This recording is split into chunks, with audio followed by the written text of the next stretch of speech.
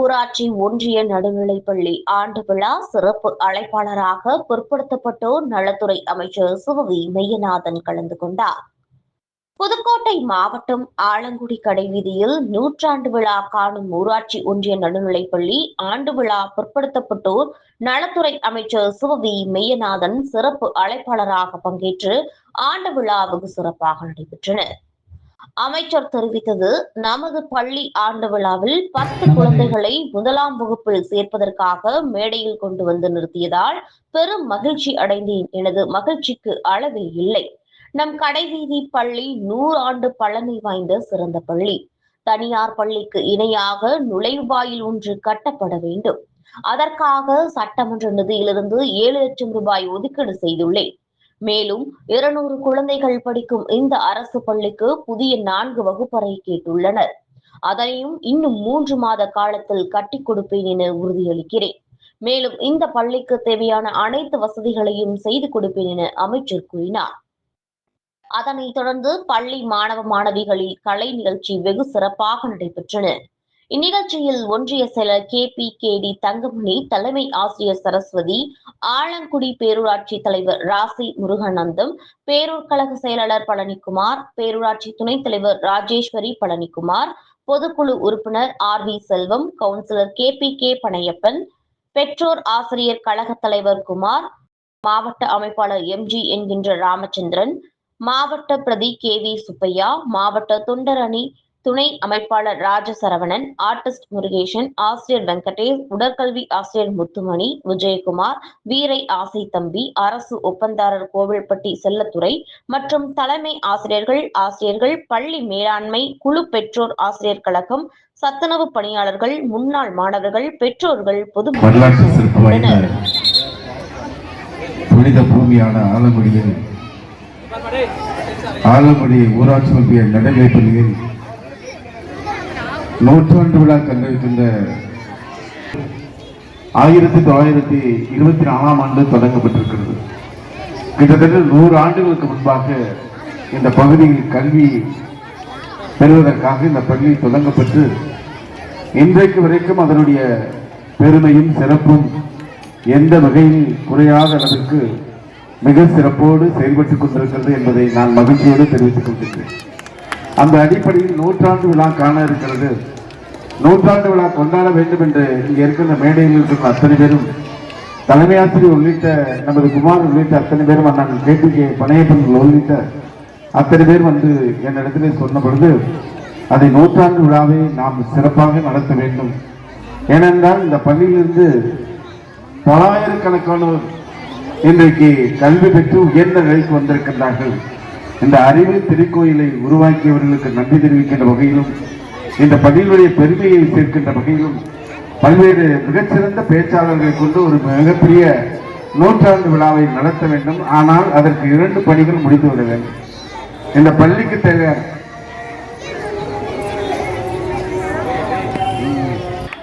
தனியார் பள்ளிகள் இருப்பதை போல ஒரு நுழைவாயில் கட்டப்பட வேண்டும். அதற்காக இந்த அழைப்பதற்காக தேதி பெறுவதற்காக வந்த அன்றே சட்டமன்ற உறுப்பினர் நிதியிலிருந்து 7 லட்சம் ரூபாய் ஒதுக்கீடு செய்து அந்த பணிகள் ஒழுங்குவதற்கு நடவடிக்கை மேற்கொண்டு விட்டேன். அதே மாதிரி இந்த 200 பிள்ளைகள் படிக்கின்ற நமது பிள்ளைகளுக்கு கூடுதலாக 4 வகுப்பறை கட்டிடம் கட்டப்பட வேண்டும் என்று சொல்லியிருக்கிறார்கள்.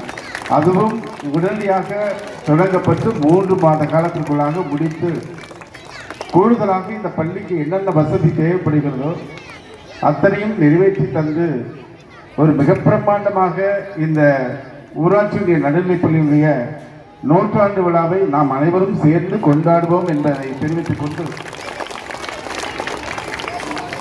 2000 ஆண்டுகளுக்கு முன்பே வள்ளுவன் சொன்னான், கேடில் விழிச்செல்வம் கல்வி ஒருவருக்கு மாடல்ல மற்ற அவை என்று.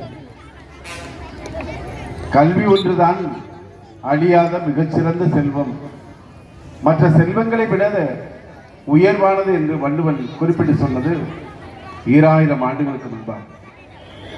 சங்க காலத்தில் கற்கை நன்றே கற்கை நன்றே பிச்சை புகிரும் கற்கை நன்றே என்று சொன்னார் ஔவையார். அதே மாதிரி பேரறிஞர் பிளாட்டோ என்ன சொல்கிறார்கள்? படிக்காமல் இருப்பது பிறக்காமல் இருப்பதே மேல் என்று சொல்கிறார். இப்படி கல்வியினுடைய முக்கியத்துவத்தை நம் முன்னோர்கள் சொன்ன கருத்தின் அடிப்படையிலும் கர்மவீரர் ஐயா காமராஜர் அவர்கள், ஏன் ஆங்கிலேயர்கள் ஆட்சி காலத்திலே பல்வேறு இடங்களில் கல்வி நிறுவனங்கள் தொடங்கப்பட்டது. அதற்கு பின்பு சிறுபான்மை மக்கள் கல்வி நிறுவனங்களை தொடங்கினார்கள். அதற்கு பிறகு கர்மவீரர் ஐயா காமராஜர் அவர்கள் தமிழ்நாடு எங்கும் தொடக்கப் பள்ளிகளை தொடங்கினார்.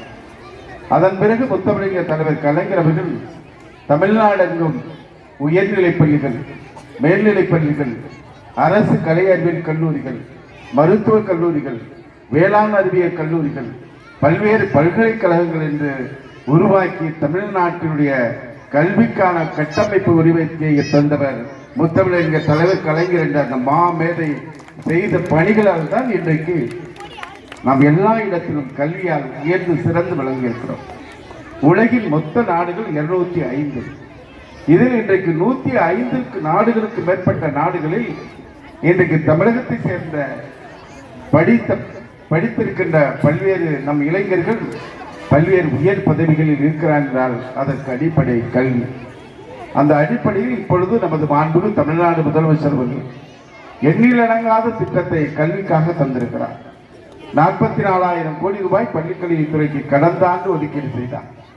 இந்த ஆண்டு 46,767 கோடி ரூபாய் அதிகமான நிதி ஒதுக்கீடு இந்த பள்ளி கல்வித்துறைக்கு தான் என்பதை நான் உங்களுக்கு மகிழ்ச்சியோடு தெரிவித்துக் கொள்கிறேன். நமது மாண்புமிகு பள்ளிக்கல்வித்துறை அமைச்சர் அவர்கள் இன்றைக்கு தன்னுடைய ஒவ்வொரு நாள் பயணம், இந்த கல்விக்கான பயணங்கள் இன்றைக்கு தமிழ்நாடு முழுவதும் இருக்கின்ற இந்த பள்ளிகளை வழிநடத்துவது மட்டுமல்ல, அதிகமான நிதி பெற்று தந்து இன்றைக்கு பல்வேறு திட்டங்களை செயல்படுத்தி காட்டியவர் நமது மாண்புமிகு பள்ளிக்கல்வித்துறை அமைச்சர் அண்ணன் அன்பில் மகேஷ் பொய்யாமொழி என்ற அந்த கல்வி அமைச்சர் இன்றைக்கு தமிழ்நாட்டில் சாதனை படைத்திருக்கிறார். நான் பார்த்த அளவில் ஒரு இளைஞராக ஒரு இளம் வயதில் ஒரு மிகச்சிறந்த ஒரு கடுமையான பணிகள் மேற்கொள்ளக்கூடிய இந்த கல்வித்துறையை மிக சிறப்பாக செம்மைப்படுத்தியிருக்கிறார். அப்படிப்பட்ட பள்ளிக்கல்வித்துறை அமைச்சருடைய செயல்பாட்டால் இன்றைக்கு விருத்தாச்சலத்தில் நமது மாண்பு தமிழ்நாடு முதலமைச்சர் அவர்கள் கலந்து கொண்ட தமிழ்நாடு ஒரு 1,25,000 பெற்றோர்கள் கலந்து கொண்ட பெற்றோர் மாநாட்டை நடத்தி காட்டியவர் நமது மாண்புமிகு பள்ளிக்கல்வித்துறை அமைச்சர் அவர்கள். அந்த அடிப்படையில் காலை உணவு திட்டத்தை பற்றி அருமை சகோதரர் குமார் அவர்கள் குறிப்பிட்டு சொன்னார்கள். கிட்டத்தட்ட 31,000 அரசு மற்றும் அரசு உதவி பெறும் பள்ளிகளில் 18 லட்சம் குழந்தைகளுக்கு காலை உணவு தந்த தாய் மாணவர் தமிழ்நாடு முதலமைச்சர் தலைவர் தளபதியான் என்பதை தெரிவித்துக் கொண்டார். அவரிடத்தில் கேட்கிறார், ஏன் கல்விக்கு மட்டும் அதிகமாக நிதி ஒதுக்கீடு செய்கிறீர்கள் என்று. அவர் சொன்னது, கல்வி ஒருவருக்கு கொடுத்து விட்டால் கல்வி பெற்று அவர்கள் அறிஞராக சான்றோராக உயர்ந்து விட்டால் அவர்களுக்கு வேலை வாய்ப்பு தேடி வரும், பொருளாதாரம் உயரும், சமூகத்தில் அவர்களுக்கான அந்தஸ்து உயரும், உறவினர்கள் தேடி வருவார்கள், நண்பர்கள் கையெடுத்து வணங்குவார்கள், ஊர் பொதுமக்கள் அத்தனை பேரும் நம் வணங்கி நிற்கக்கூடியது கல்விக்கு மட்டும்தான். அதற்காகத்தான் நான் கல்விக்கு அதிக நிதி ஒதுக்கிறேன் என்று சொல்லக்கூடியவர் நமது மாண்புமிகு தமிழ்நாடு முதலமைச்சர் தலைவர் தளபதி அவர்கள். இந்த பள்ளி ஆண்டு விழாவில் கலந்து கொண்ட பொழுது 10 குழந்தைகளை முதல் வகுப்பில் சேர்ப்பதற்கான கொண்டு வந்து மேடையில் நிறுத்திய பொழுது நான் அடைந்த மகிழ்ச்சிக்கு அளவே கிடையாது. நமது மாண்புமிகு தமிழ்நாடு முதலமைச்சர் அவர்கள் 72வது பிறந்த நாள் விழாவை மார்ச் 1ஆம் தேதி கொண்டாடினார். கொண்டாடிய அவர் முதல் விழாவாக எந்த விழாவில் கலந்து கொள்ளவின்றார்? அரசு பள்ளியில் முதல் வகுப்பில் மாணவ மாணவிகளை சேர்க்கின்ற விழாவை தொடங்கி வைத்துவிட்டுதான் மற்ற விழாக்களுக்கு நம் முதலமைச்சர் சென்றார் என்பதை நான் தெரிவித்துக் கொள்கிறேன். நம்ம முதலமைச்சர் தமிழ்நாடு என்ற ஒரே மாநிலத்துக்கு ஒதுக்கிய தொகை 46,000 கோடி ரூபாய், கிட்டத்தட்ட 47,000 கோடி ரூபாய் கிட்ட ஒதுக்கி இருக்கிறார். ஆனால் ஒன்றிய அரசாங்கம் 28 மாநிலங்கள் 8 யூனியன் பிரதேசங்கள் ஒதுக்கி இருக்கின்ற தொகை 78,000 கோடி ரூபாய் தான் என்பதை நீங்கள் புரிந்து கொள்ள வேண்டும். அப்படிப்பட்ட கல்விக்கு முக்கியத்துவம் கொடுக்கக்கூடியவர் நம் தமிழ்நாடு முதலமைச்சர் அவர்கள். இன்றைக்கு தமிழ்நாட்டில் இருக்கின்ற அரசு பள்ளியை படிக்கின்ற 43 லட்சம் மாணவ செல்வங்களுக்காக ஒன்றிய அரசு ஒதுக்க வேண்டிய 2152 கோடி ரூபாயை வழங்குவதற்கு மறுக்கிறார்.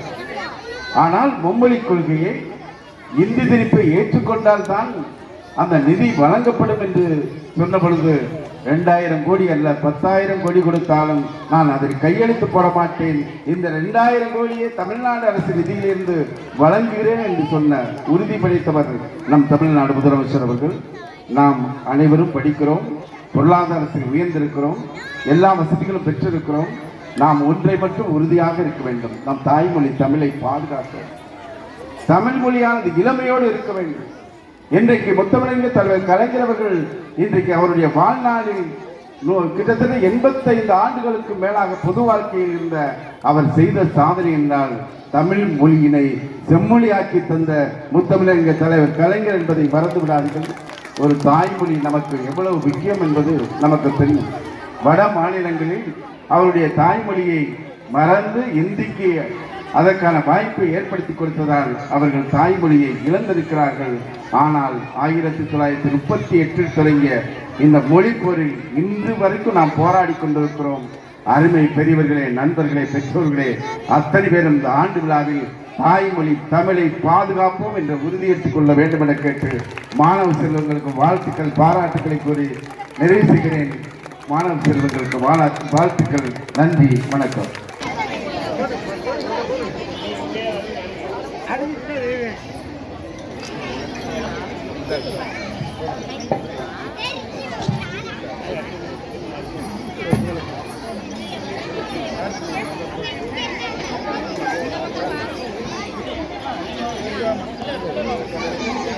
In Kalai Tiruvilla, held in union level, G. Tanusia of 8th standard participated in drawing competition and got the first place and also participated in the district level. Alangudi குறுவட்ட அளவில் முதலிடம் பெற்று மாவட்ட அளவில் நம் பள்ளி மாணவிகள் கலந்து கொண்டு இப்பரிசினை பெற்றுள்ளார்கள்.